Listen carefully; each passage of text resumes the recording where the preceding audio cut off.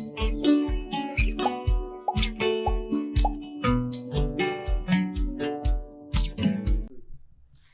nhớ chung nó của yêu mỏ ký nó nè nếu ô dùng gì xứ yo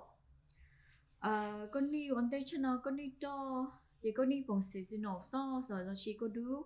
vậy con đi bằng qua đa là chỉ oyster sauce vậy con đi oyster sauce thanh thôi cho nó yêu không số xứ vậy con đi all okay xứ số tên tao cha rồi chị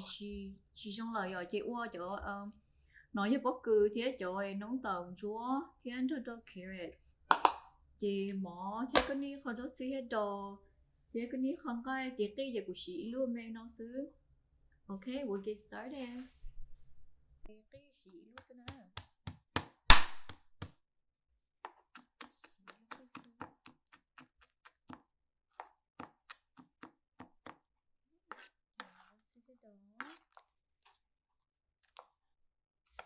nhiều món rồi cũng ăn được khó kìa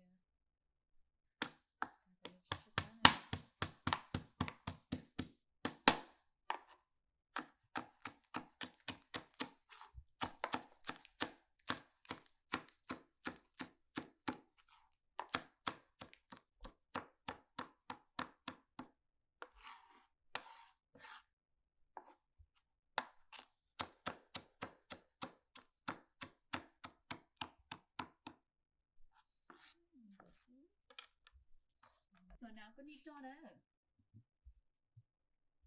chủ